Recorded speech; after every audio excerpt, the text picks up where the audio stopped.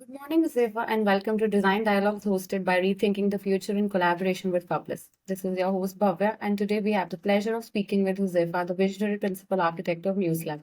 Thank you for joining us. Thank you. Thank you for having me. So, just to give a brief introduction about your firm, Muse Lab is an end-to-end design studio based in Mumbai, founded in 2012 founded by partners Huzefa Rangwala and Jason, specializing in bespoke environments, interiors, and furniture. Muse Lab combines innovative design with meticulous attention to detail. Each project is guided by a unique brief, transforming challenges into opportunities through a thoughtful and a very systematic design process. With expertise in master planning, architecture, and interiors and product designing, Muse Lab is dedicated to creating spaces that embody integrity and tell compelling stories. So, shall we move forward with the questions, Zefa? Yes, please. So, the first question for the day is: in what ways does your studio Muse Lab seek inspiration beyond architecture, such as art, culture, and nature? So we've always been a very multidisciplinary studio. I think from the onset, when we started our practice, we were very, very clear that we didn't, just because we are both graduates in architecture, we didn't want to limit our studio to just being an architectural design studio. So which is why we diversified into interior design and eventually into product accessories. And I think a lot of our inspiration comes from our experiences. A lot of our inspiration comes from conversations with clients. A lot of our inspiration also comes from, the fact that sometimes when we travel for when we sort of have conversations with fellow designers, it kind of just leads to products. It leads to a lot of product development, leads to a lot of furniture development. It also allows us to understand nuances of materials. So I know that in the past we had like a phase where we worked or uh, a lot on birch ply products, and I think that that material itself became an inspiration for architectural wall hooks, for posters, for trivets, for wine racks, for notepads, and so many more sort of pieces. So I think uh,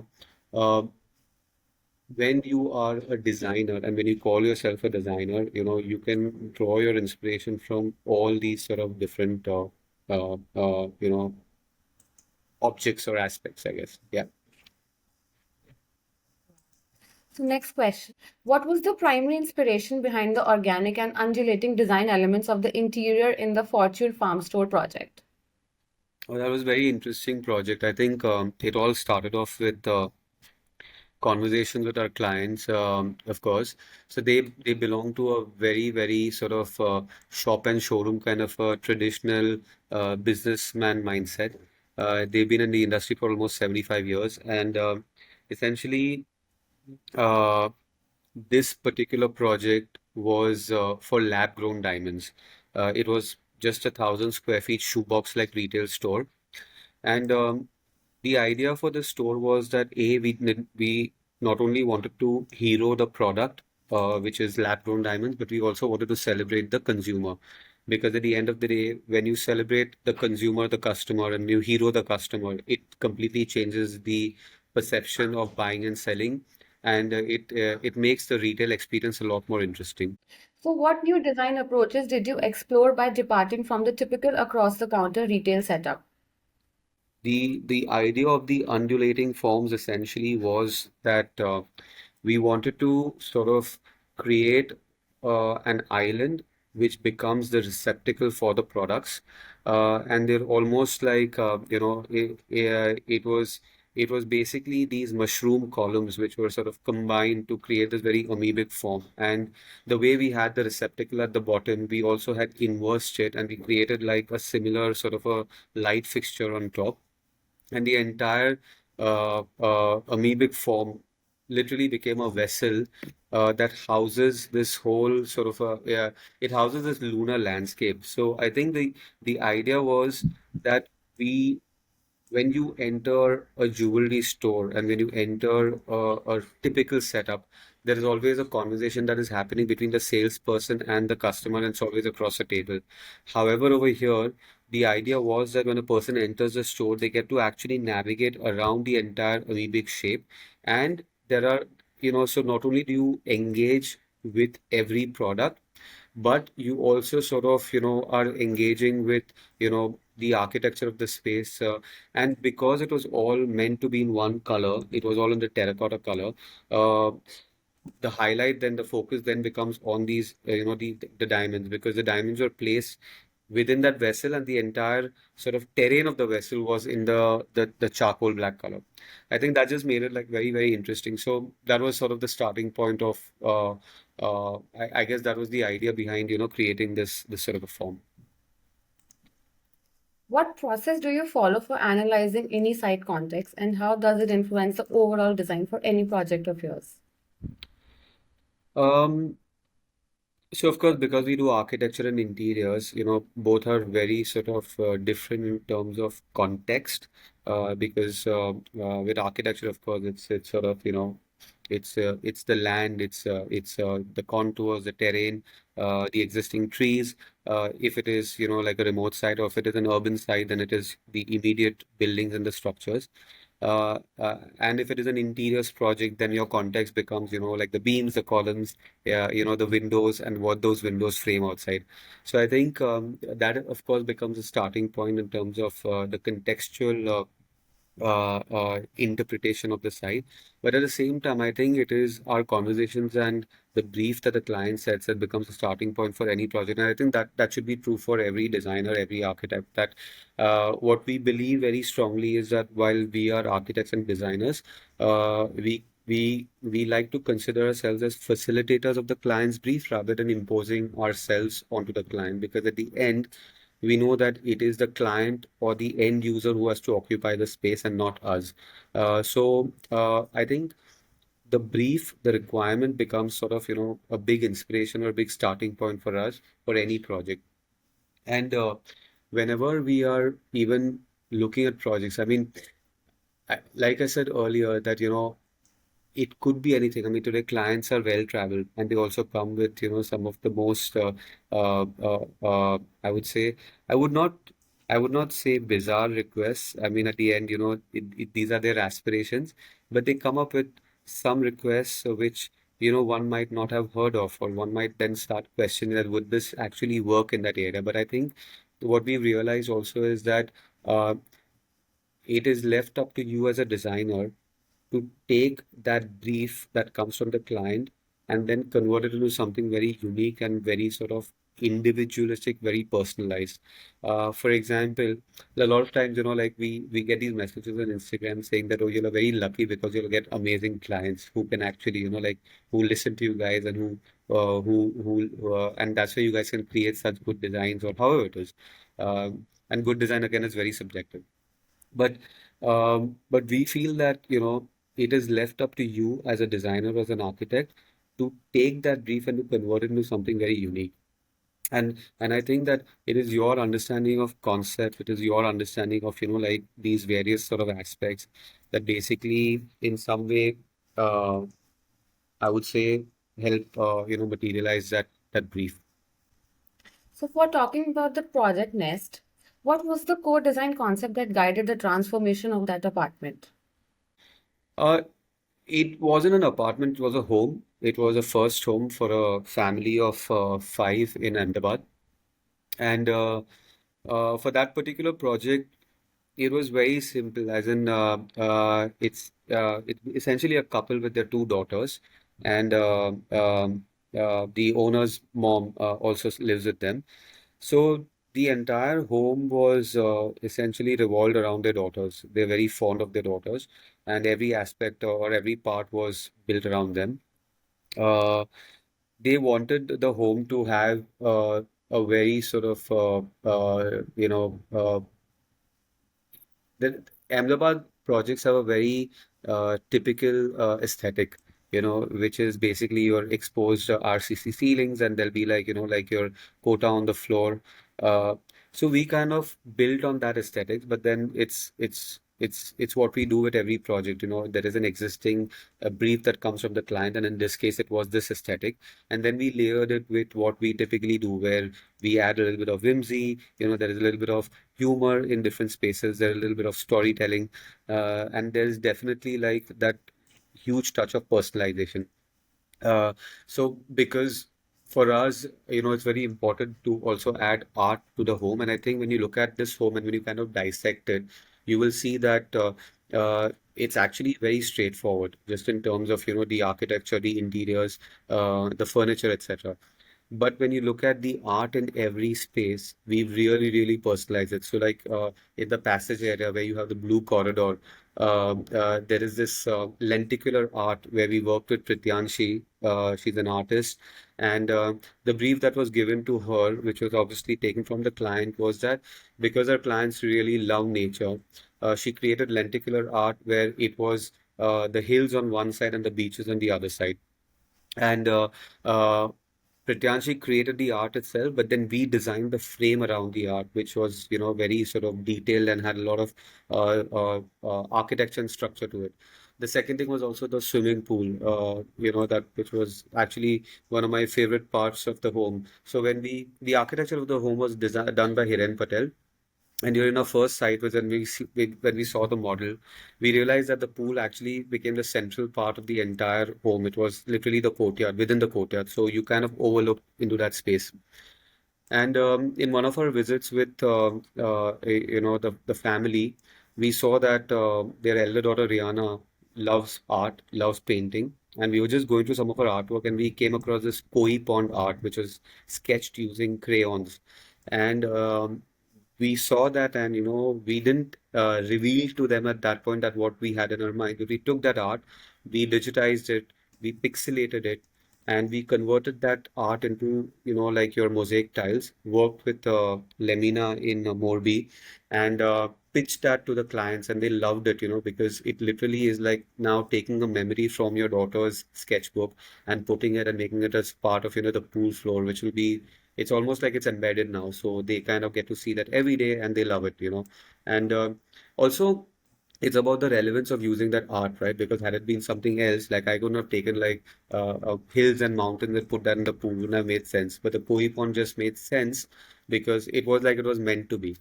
So I think there are these very beautiful stories. Like there's a totem in the foyer, which is the designed by Harshita Jamtani, but that we worked with an artist called Nayan, and he literally painted the cities that the clients have lived in on the entire totem. In the living room, there is these art that these fabric arts that were sourced from Baro market, which basically are from these artists in Kutch. So, while some were relevant to the client, some were also relevant to the context to Gujarat.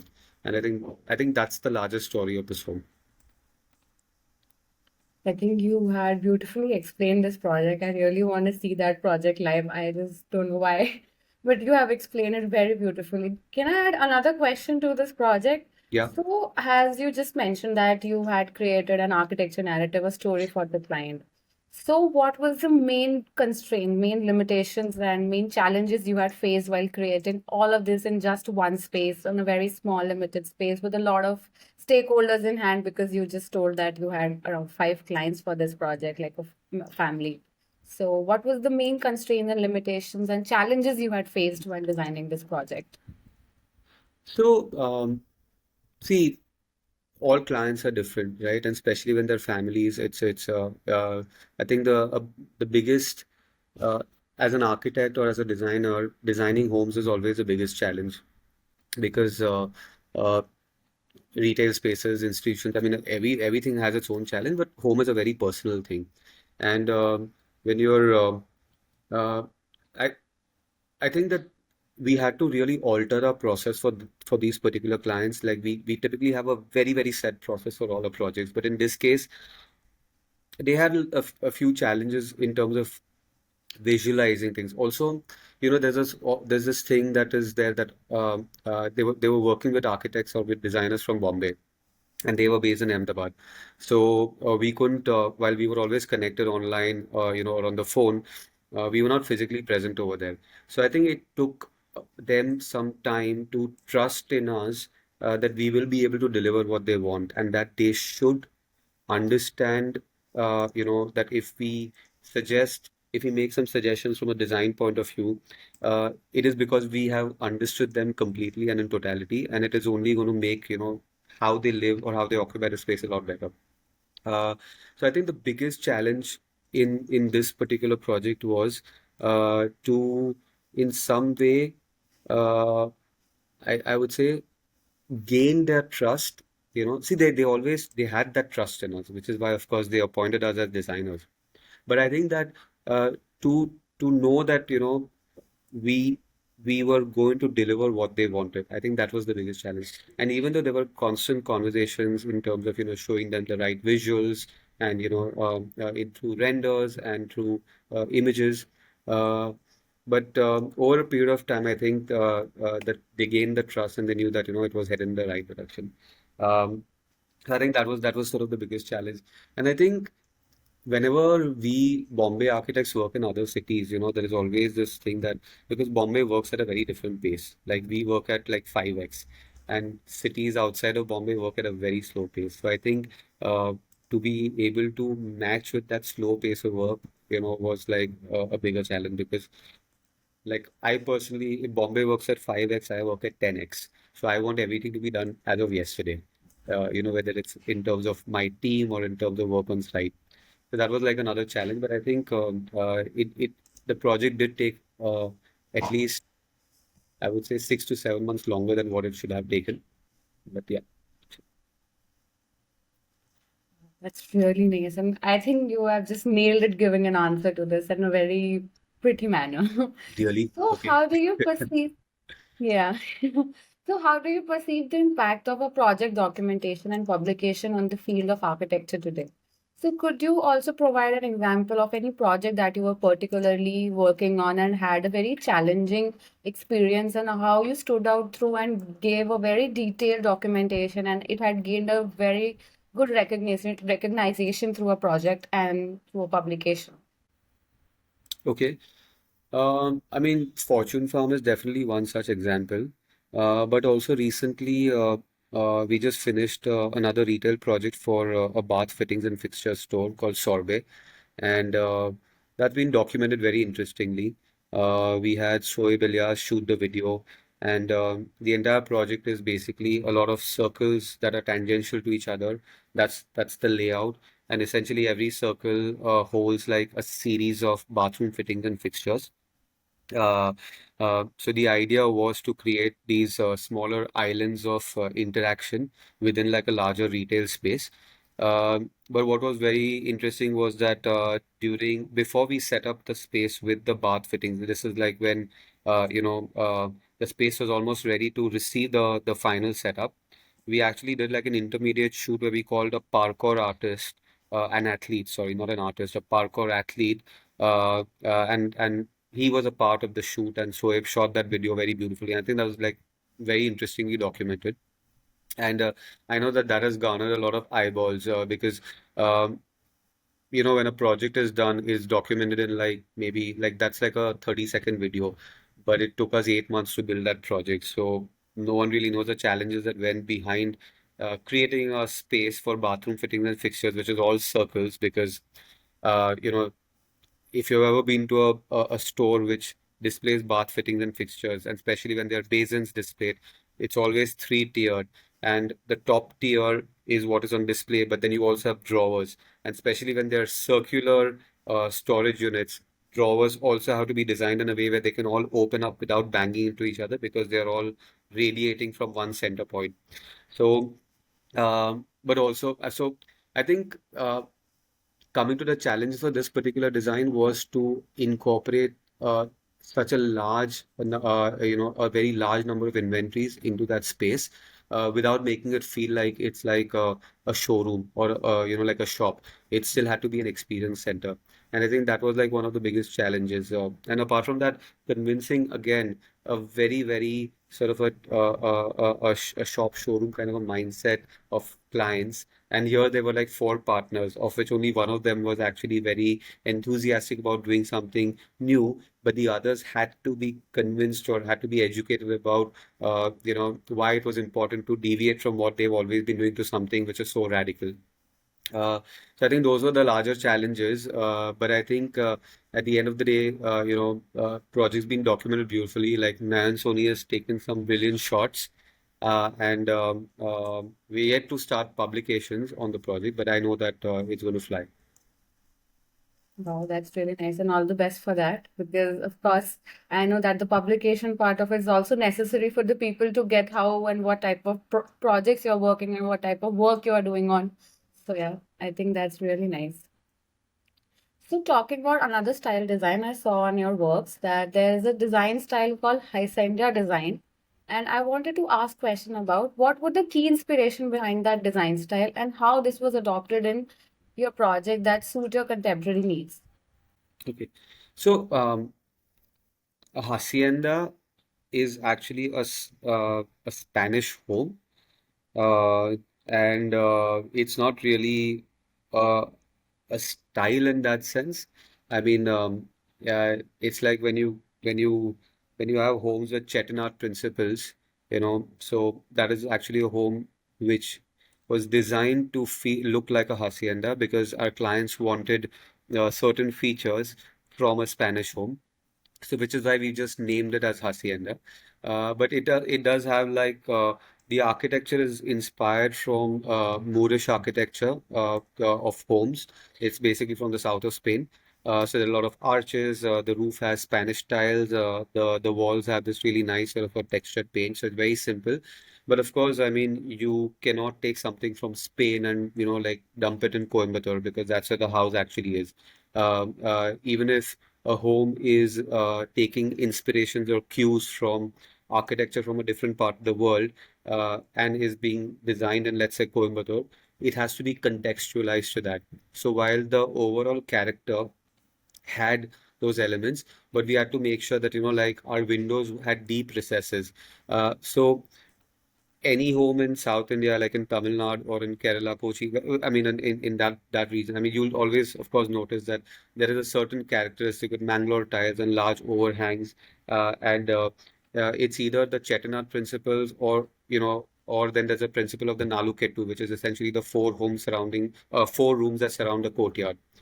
So what we did was that we kind of combined both these aspects. We combined the Chettinad planning principles along with the architecture of the hacienda to create a language which was very unique from the outside and from the inside because our clients are also Tamil Brahmins. So we also had to make sure that the home adheres to the tenets of Manayadi Shastram and Vastu Shastra.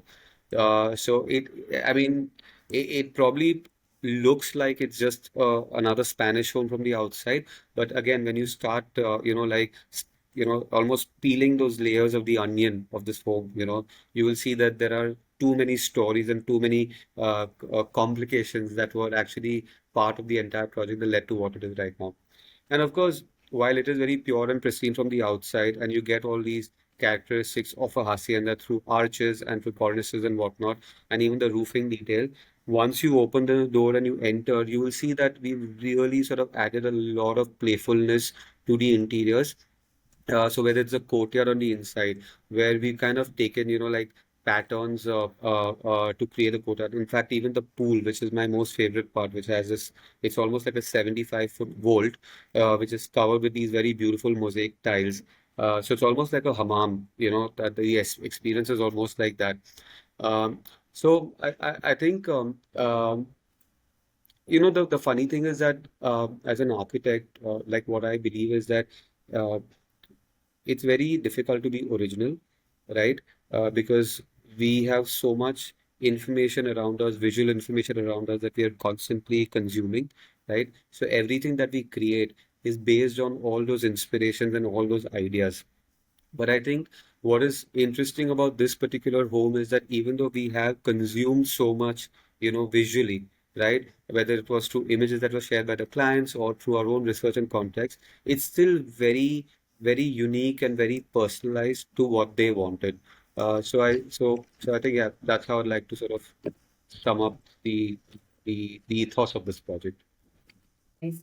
So talking about this design style, so what were the strategies that you generally implement while functioning through this design process and the design process for different type of projects you are currently working on? So what are the basic strategies or what are the basic design process that you implement?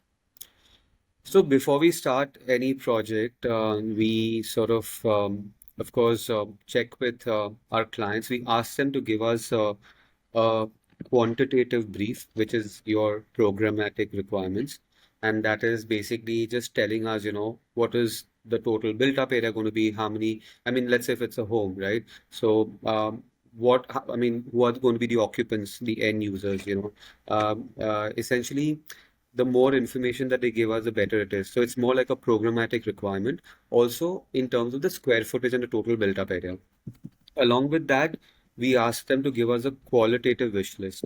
The qualitative wish list is essentially how they want that particular space to feel like.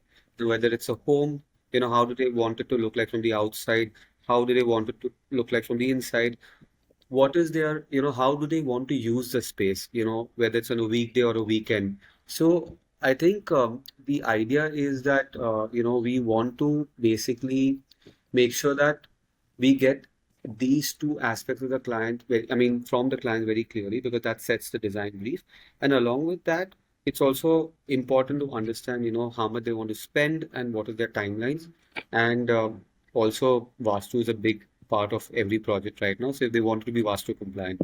So once we have these five things, we also ask them to give us, so from the clients, we basically ask them to give us a survey drawing, whether it's of an interior side or an architectural side. And once we have all this information, we make that site visit. Of course, at this point in time, we are appointed as architects or as designers. We make the site visit. We have our first round of discussion with them, and then based on that, we start our entire process, which is divided into space planning, your 3D visuals and material palette, and then, of course, a very detailed technical drawing set with our BOQs. Once all this is done, and before we break ground, we create like a very detailed cost estimate so the clients know what the space looks like, how much it's going to cost. We set like our entire sort of process document in terms of cash flows, in terms of, like our project bar charts, our timelines with major milestones, which kind of talk about your site visits, your sourcing, etc. Everyone travels these days, so we like to ensure that, we are preempting all these things. And then we have a kickoff meeting at the site, and we basically have longer conversations with our contractors, consultants. We ensure that, when every project starts, we make this team as a core team. We make all our contractors our best friends, right up to the person who's working on site. There is, I think, it's very, very important that when we are appointed as architects, and this I talk about just in general, because a client is appointing you for a certain reason, it's very important to make this process very seamless for them and very transparent and very stress-free. And that's what we try to do with every project that we work on, so that, at the end of those 1.5, 2 years, you sort of course, build great relations with your client. But I mean, they need to be happy with the process, because building a home or building a space is essentially very stressful. So we try to sort of take that onto us and make sure that it's absolutely stress-free. So yeah, in a nutshell, that's the process.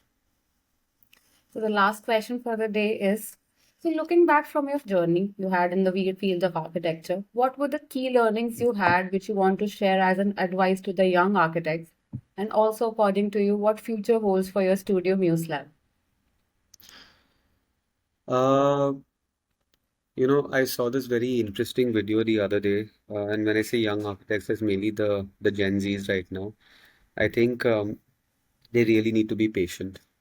Uh, you know, uh, uh, there is this whole surge of kids who want everything as of yesterday, which is great. I mean, it's great to be ambitious, but it's also important to be wise and patient.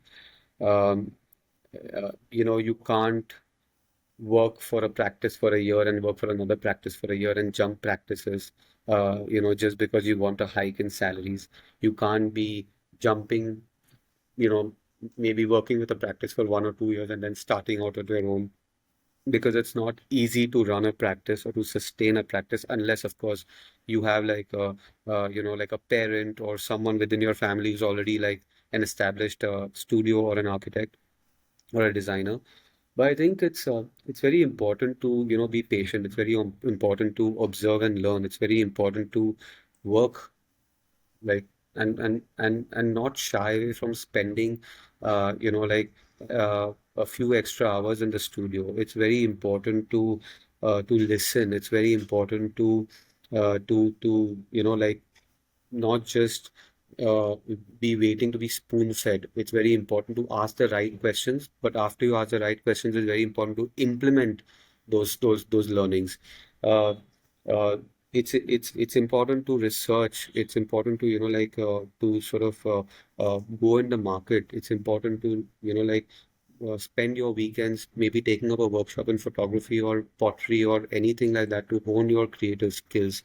Um, it's important to be disciplined in terms of the time that you come to the office and the time that you like leave the studio, but making the most of the time, then being efficient. So I think because I'm noticing there is a very obvious trend in the current crop of architects and designers, and uh, not to say that everyone's the same, not to say that everyone is exact, but I just feel like this is the generation that we are going to look up to. That is, I mean, it's literally like, when you give your Olympic torch, the next city is like supposed to be like the better than the one before, right? So when we give the torch to this generation, they are supposed it design is going to be in their hands. Our country's design is going to be in their hands, and they need to at least learn from us and better us, but we feel that that's not happening right now. It's a very scary state. Like, and the funny thing is that India is in such an amazing, position right now. We have the most amazing designers in our country right now. There are people that we look up to who are much younger than us, who just probably who've been in the practice for maybe 5 to 6 years and are doing good work. So not everyone is the same, like I said before. But we feel like, 95% of the kids are probably just like all about instant gratification. I think while I love Instagram and it's a boon for us, but it's also a bane just because of this whole uh, uh, I think phenomena of instant gratification, I guess. So yeah, that's my rant. It's okay. Thank you so much for giving your Yeah, precious we should time. do like an interview just for this. Of course, I would love to do that. No problem.